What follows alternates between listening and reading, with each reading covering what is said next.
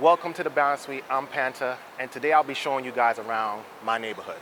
I currently live in the beautiful neighborhood of Dumbo, and Dumbo is located in Brooklyn, New York, and it's a small neighborhood that runs along the East River shoreline. It's nestled between two landmarks, the Brooklyn Bridge and the Manhattan Bridge. Now, contrary to popular belief, Dumbo has nothing to do with the Disney character, the flying elephant with the big ears. It's actually an acronym that stands for Down Under the Manhattan Bridge Overpass. And that name was established by a group of artists that originally moved here in the 1970s. Coincidentally, not so coincidentally, I'm actually standing directly under the Manhattan Bridge, and so can you. Throughout the summer, there's tons of events that goes on in this space, and they even have a bar that looks like a replica of an old Dumbo train station.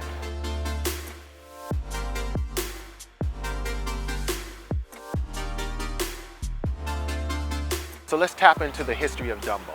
Dumbo is an official National Historical Landmark District. And originally it was a ferry landing, and during the 1800s and all the way up to the mid-1900s, it was a thriving industrial and manufacturing district. Fun fact, the cardboard box was actually invented, right here in Dumbo. You're welcome, world. By a gentleman named Robert Gere, who was a prominent businessman, an inventor, and a real estate developer. At one point, he owned a series of buildings in this area, and it was actually called Gareville. Now, his most prominent building was the Clock Tower building, which I happen to be standing right in front of. And right now, it seems like it's under construction and in need of some TLC, but that's all right. The Clock Tower building was erected in 1914. So if we fast forward to around 80 years to 1997, under the Giuliani administration, the city allowed the rezoning of this area from commercial to residential use. Now, Robert Gere was the most prominent real estate developer of his time, and currently the most prominent real estate developer is a man named David Wilenters, who's the founder of the Two Trees Empire. With the rezoning of the area, it allowed David Wilenters to begin to convert these historical industrial buildings into upscale spacious lofts and luxury apartments. Now, his first project was, the Clock Tower building. And at one point, it was the most expensive penthouse listing in Brooklyn. We're talking about $25 to $30 million. In the early 1900s, the Clock Tower building was Robert Gere's most prominent building. And even 100 years later, the Clock Tower is still one of the most popular and most visited buildings in Dumbo. Really? You're just gonna start cleaning your pots and pans right in the middle of me trying to tell you about the neighborhood and show you around? But it's okay, because the Brillo pad was invented right here in Dumbo at a factory over at 200 Water Street. So it's fine.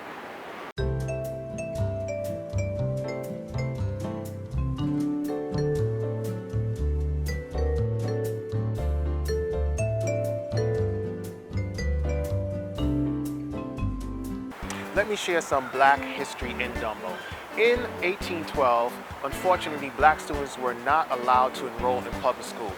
So local churches actually created and sponsored some of the first formal black schools for black students to attend.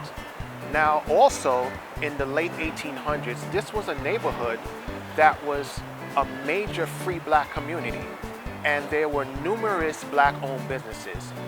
Black residents owned stables and cobbler shops. If you plan on visiting Dumbo, two things you're bound to run into, and that's the cobble brick roads and remnants of the old railroad tracks. And those railroad tracks were originally part of the J Street Connecting Railroad. The J Street Connecting Railroad was actually constructed by the Arbuckle brothers, and it was used to transport goods into their warehouses. Now, long before Starbucks, there was the Arbuckle brothers, who happened to be pioneers in the coffee industry. And one of those warehouses happened to be the Empire Stores, which I'm standing right in front of right now. And originally, it was used to store coffee and sugar. For quite some time, the Empire Stores was actually abandoned, and it just got recently renovated. And now it's a mixed-use space for both retail and office space. In the Empire Stores, there's the West Elm flagship store, continuing that manufacturing spirit of Dumbo. Also in the Empire Stores, you have the Time Out Market, which is a curation of a variety of different restaurants. Now, there's one more gem that I want to share with you guys at the Empire Stores, and that's the outdoor space that's on the upper level. So let's check it out.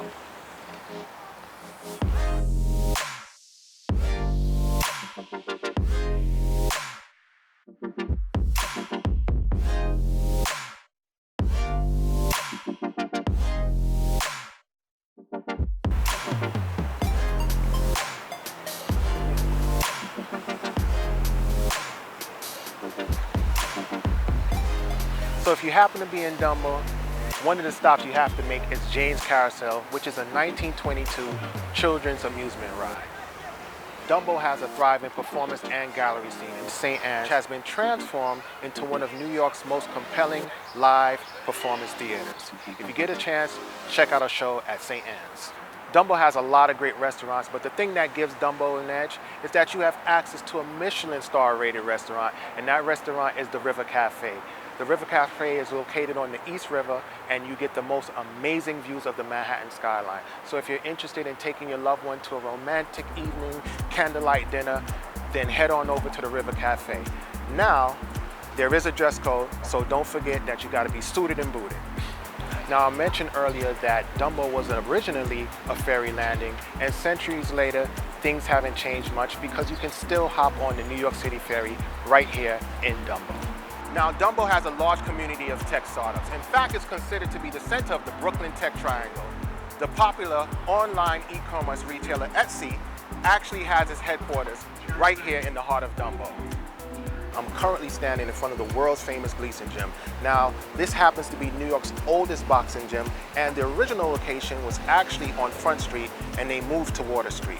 So when you get a chance, come down here and get your workout on. Dumbo used to be a true arts community, and I suspect the artists that originally moved here in the 1970s feared that Dumbo would lose a little bit of his edge. And they actually came up with the most ridiculous name in hopes to deter developers from investing in the area. While Dumbo has become more popular, it has become more of a tourist attraction, and yes, it has lost a little bit of its edge.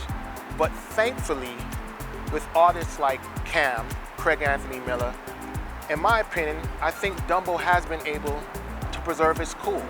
I love the fact that his work is not only hung up in some refined gallery, but it's also displayed throughout the whole entire neighborhood. So while many may think that Dumbo lost its edge, if you go in the nooks and crannies of Dumbo, you can still recognize that Dumbo is still a thriving art community. Dumbo's definitely one of the most beautiful neighborhoods you could live in.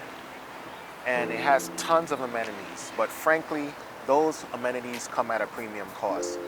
It's one of the most expensive neighborhoods to live in New York City. So then the question becomes, is it worth it?